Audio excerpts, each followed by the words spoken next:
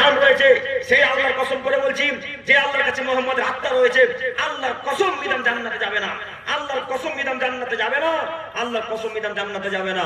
কেন? মিদাম খাইবারের যুদ্ধের মাল বন্টন হওয়ার পূর্বেই একটা চাদর চুরি করেছিল। কি চুরি করেছিল? চাদর। মিদাম একটা সাহাবী, তারপরে তিনি জাহান্নামে গেলেন।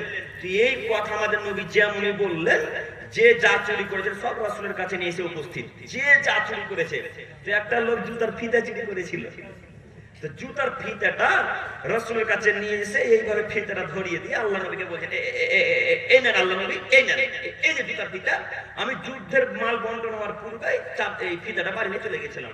আল্লাহ নবী, কেউ যদি একটা জুতার ফিতা চুরি করে তবুও কি তাকে জাহান্নামে যেতে হবে? আল্লাহ নবী, কেউ যদি দুটো জুতার ফিতা চুরি করে তবুও কি তাকে জাহান্নামে যেতে হবে? তখন আমাদের নবী মুহাম্মদ সাল্লাল্লাহু আলাইহি সাল্লাম বললেন, শোনো, সিরাকুন মিনান নার ওয়া সিরাকান মিনান নার।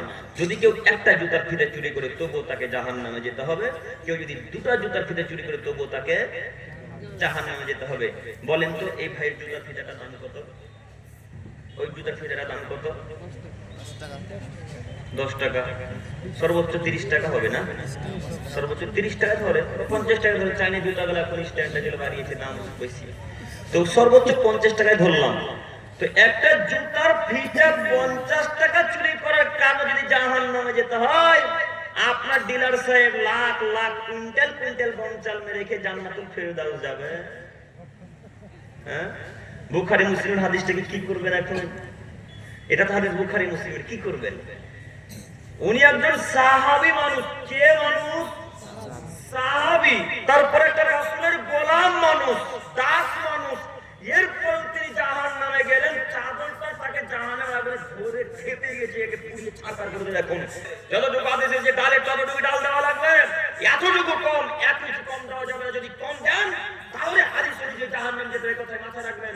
আপনাকে অনুরোধ জানাচ্ছি, এই হাদিসের পরিপ্রেক্ষিতে এখন আপনাকে বলতে চাচ্ছি, বিশেষ করে যারা দায়িত্বে আছে তারা এখন কত বড় যে বিপদে, তারা যে এখন কত বড় বিপদে। এমএলএ বলেন, এমপি বলেন, মেম্বার বলেন, চেয়ারম্যান বলেন, মেম্বার বলেন, আর ইত্যাদি ইত্যাদি যত বড়, এই এলাকাতে ঢালাই রাস্তা বা পিচের রাস্তা হওয়ার কথা আজ থেকে 2-3 বছর আগে, এখন পর্যন্ত কাজ কমপ্লিট হয়নি। ওই লোকটা যে লোকটা টেন্ডার নিয়ে, যে লোকটা কাজে টাকা পায়নি, পেয়েছে তো? ঢালাই রাস্তা কাজ হয়, টাকা পায়নি, এসেছে তো? তো এই লোকটা যে সব টাকা তার পকেটে রাখলো, এখন এর অবস্থা কি হবে বলেন? দায়িত্ব কত কঠিন আপনাকে আমি কি দিয়ে বুঝাবো? এখানে আমার দায়িত্ব নিয়ে কথা বলি, দায়িত্ব কত করে আপনাকে আমি কি দিয়ে বুঝাই? সম্মানিত মুরব্বী সাহেব, আপনাকে অনুরোধ জানাচ্ছি নীতি পরিবর্তন করেন। বলছিলাম, মায়েরা যদি সবজি ক্রয় বিক্রয় করে, সবজি যদি কিনতে যায়, তো কিভাবে আপনি যাবে? সুন্দর একটা পোশাক আশাক করবে, চাদর গায়ে দিলে, প্রয়োজনে ঢিলা ঢালা পোশাক করে চাদর গায়ে দিয়ে দূর থেকে বলবে, দূর থেকে। বাড়িতে পুরুষ মানুষ নেই, এটা বিকল্প রাস্তা।